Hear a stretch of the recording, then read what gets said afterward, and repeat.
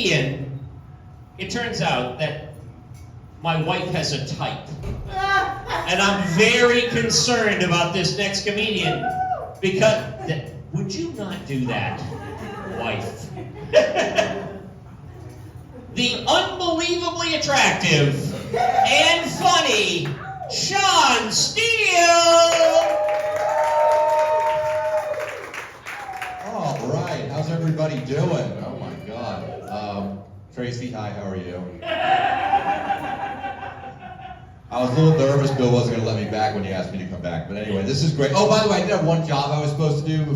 Bill Huebner's here. So. You're welcome. I got you. Oh gosh, how's everybody doing tonight? We doing good? This is a little death trap up here. I'm going to try my best. All right. You know, I do suffer from some self-esteem issues. I really do. For the longest time, I would go to comedy shows, to open mics, and I would never go up to perform. Mainly because the way they do it is they tap you on the shoulder when it's your turn to go next. And I just assumed I was being asked to leave, so. Yeah, it's too bad. Hey, couple of quick questions for you guys. Do you think short people sweat the small stuff? Do you think blind people ever see the light? They get darker. Do you think people from prison ever think outside the box? What about lesbians? All right, that's enough of that for now. I was just here last month, so I'm trying out some new material on you guys. I hope you like it. So here's a good one. I decided I wanted to learn karate later in life, but I thought, you know what, I'd like to learn. It looks cool, right? But I didn't want to go to some cookie cutter place like Karate R Us thing in the mall. You know, I wanted the authentic experience. So I did some research and I found this old Japanese guy who told me he could teach me. But I got scammed. He just wanted his house painted. But you know what? I'm an 80s kid, right? So I love the Karate Kid. So he wasn't really fooling. I'm like, I'm learning, right? But then, you know, I couldn't figure out what going to Lowe's to pick up the paint had to do with karate. But I finally caught on for good when he had me going to get the dry cleaning. And luckily I caught it before my automatic renewal on the credit card. So, yeah, just some fair warning on that. For those of you here the last time I was here, I did tell you I've been married for 32 years. Thank you. But, you know, I mean, hey, I'm human. Everybody gets tempted from time to time, right? But what I do is I carry a picture of Glenn Close from Fatal Attraction in my wallet. And whenever I'm tempted, I just pull that picture out and go, nope, I love that rabbit. Oh, that's kind of weird. Do you guys know what the worst part about Alzheimer's walks are? All the no-shows. Also, if you're going to do one annually, don't put the year on it. It just fucking confuses them. All right. So, I'm 57 now and I've been married a long time, but I did have previous relationships, and recently I was reminded of one because I saw a couple having a really stupid argument. And I want y'all to think about what's the dumbest argument you've ever had with a significant other, right? Okay? Mine was over Monica Seles, the tennis player. Yeah, this is like 35 years ago, whatever it was. My girlfriend and I at the time were watching the French Open. And I just absentmindedly say about Monica Seles that she's very attractive. That fight lasted for 3 days. Yeah. Finally, on the third day, I relented and I called my girlfriend, and her response was, you're calling me? Why don't you call Monica Seles? And I was like, I don't have her number. But here was the thing. I now knew how to pick a fight with this girl. And so if I wanted a little space, a little time to breathe, I knew exactly what to do. We were at the movies one time, she was being annoying, and I just looked at the actress, I think it was Cameron Diaz on the screen, and I went, she's beautiful. But I overplayed my hand because she got up and stormed out of the theater. Now I have an ethical dilemma. Do I have to follow her? Or can I finish watching this movie that I'm enjoying? I finally realized, hey, I drove. She can't go anywhere. She'll be out there in the lobby with us done. Yeah.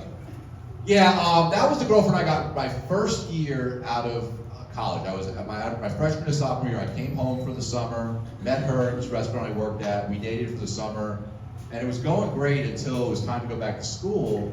And I was going to UNF, the University of North Florida. She was not. She was going to Sandalwood High School. It was not her senior year. That's how I went to 5 proms in my life. You can do the math. Not good. Yeah. Thing was, everybody knew but me. Her parents knew how old she was, I can assume. They didn't seem to have a problem with it. You know, and I was invested by that point. But her father was kind of a grumpy, annoying guy. He would always ask me, what time will you have my daughter home? And I was always like, well, that's kind of up to her, you know? Give me 20 minutes. I mean, you know, whatever. It's going to be what it's going to be, dude. But probably midnight. Oh, gosh. What else we got for you? I do travel a lot, and you ever have this experience? You're on the road, you're late, the plane was delayed, say there was traffic like there was today, and you're worried about your hotel reservation, so you call ahead, right? And you know, they tell you don't worry about it, but then you get there.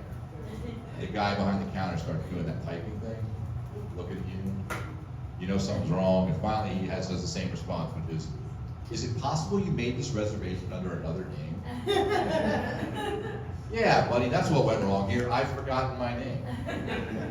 Okay, if this happens to you, I have a hack. Just ask them what names they've got reservations under. You're one of those guys. I mean, that sucks for Jenkins, but let's be fair. He'd do it for you, you know? I mean, the dog-eat-dog world. It's Lord of the Flies when you're traveling. You do what you gotta do. Does anyone here know how to divide 69 3 ways? Besides awkwardly? 23. There's always one guy. Are you married, sir? Yes. That's a good thing. Good. All right. Oh gosh. How are we doing on time? 3 minutes. Okay. All right. We got time for this then. I want to tell you about a story that happened to me when my old career, like 6 careers ago. I used to run a professional golf tour. And I was out in Arizona, wrapped up a tournament in Tucson, had a flight out of Phoenix that night. I thought it was at 12 in the morning, or 12 noon. It was at midnight. So I had about 13 hours to kill. And my buddy I was with starts looking up things for us to do. I think we'll go to a couple of movies, whatever. No, he comes up with this, he goes, you know what, buddy? The number 8 strip club in America is right by the Phoenix airport. He had my attention because, you know, you knew that had to be real, right? If it was like the top strip club, you're like, oh, they're making that up. But number 8, somebody's done some research here. It was pretty good too. We get in there, and this woman with a beautiful Texas accent, her name was Dallas. She welcomed us in, sat us down, brought over some girls, introduced us that these guys are from Florida. Next thing you know, my friend's got 5 girls surrounding him. I've just got one on my lap because I was married, and more than that's inappropriate. But I got a little carried away, right? I started telling the girls that my dad owned the Gold Club in Jacksonville, and if they were ever in town, I could get them stage time to pay for their trip.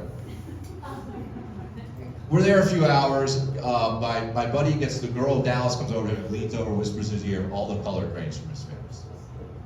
I know something's coming. He's like, get up, we gotta go. I'm like, what? She leads us to this wall, just mirrors. And I'm like, where are we going? She pushes on the wall, it opens up, secret door.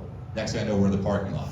She turns to us with a full Russian accent she didn't have before. It says, drive to the airport, don't stop for anything if you want to live.